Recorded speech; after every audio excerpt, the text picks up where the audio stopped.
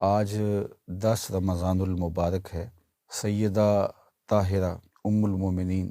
سیدہ خدیجۃ الکبریٰ رضی اللہ تعالی عنہا کا آج یوم وصال ہے، اور یہ وہ خوش نصیب خاتون ہیں جنہیں سب سے پہلے اسلام لانے کا اعزاز نصیب ہوا، اور اللہ کے محبوب علیہ السلام کے ساتھ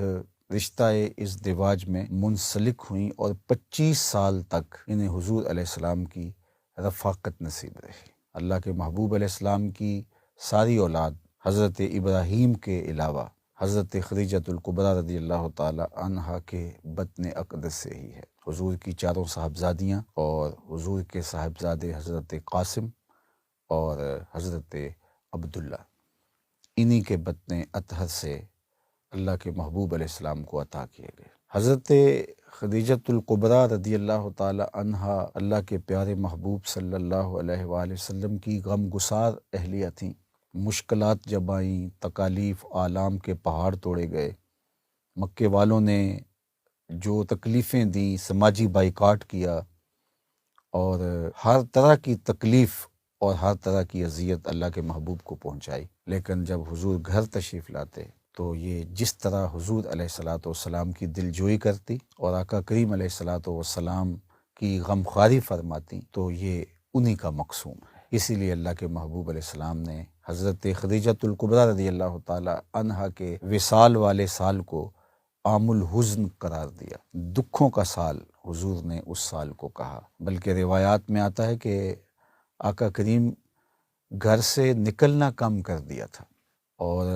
حضرت سیدہ خدیجۃ الکبریٰ رضی اللہ تعالی عنہا کے تذکرے سیدہ فاطمہ زہرا رضی اللہ تعالی عنہا اور دیگر اپنی صاحبزادیوں سے کرتے، اور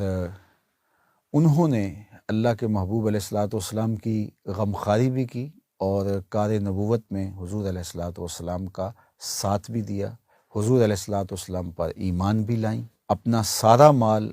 حضور علیہ السلام کے قدموں میں ڈھیر کر دیا، اور کہا کہ یہ اب میرا نہیں، یہ آپ کا ہے، اور وہ سارا مال اعانت اسلام کے لیے صرف ہوا، غریبوں کے لیے، لاچاروں کے لیے، کمزوروں کے لیے، اراملہ، یتامہ اور مساکین کے لیے وہ سارا مال خرچ ہوا۔ بلکہ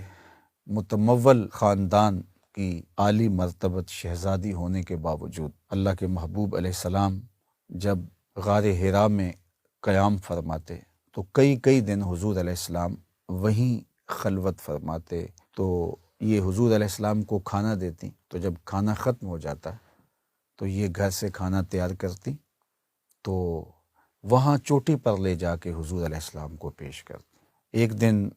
برتن میں کھانا باندھا، اور حضور علیہ السلام کو کھانا پہنچانے کی غرض سے اس چوٹی پر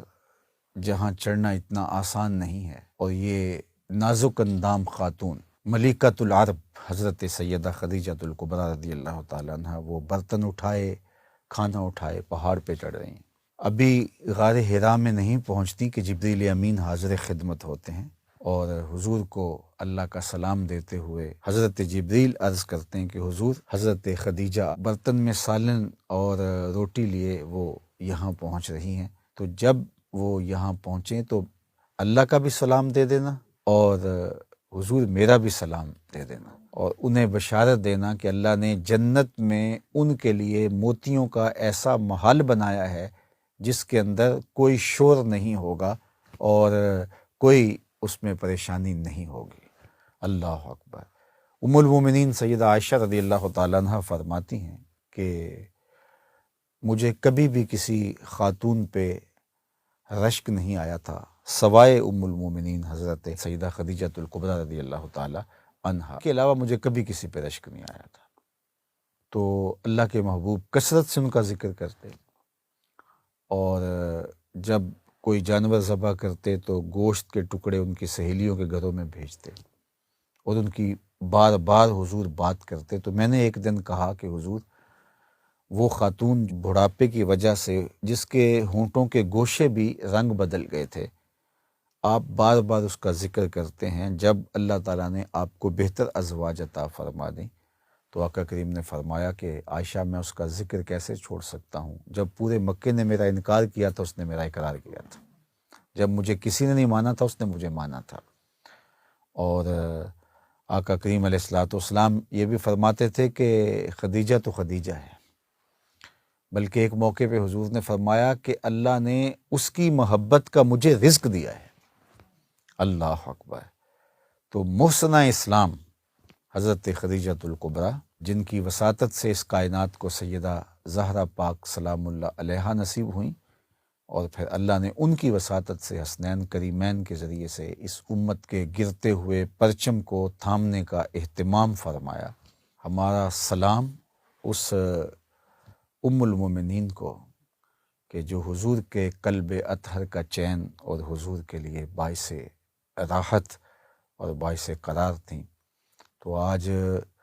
یہ مبارک دن ان کی یادوں کو تازہ کر رہا ہے، تو میں نے سوچا کہ آج اس موضوع پر بھی کچھ بات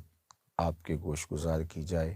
اللہ تعالیٰ سیدہ پاک کے نقوش پاک کی برکتیں، مخدرات اسلام اس امت کی خواتین کو نصیب فرمائے۔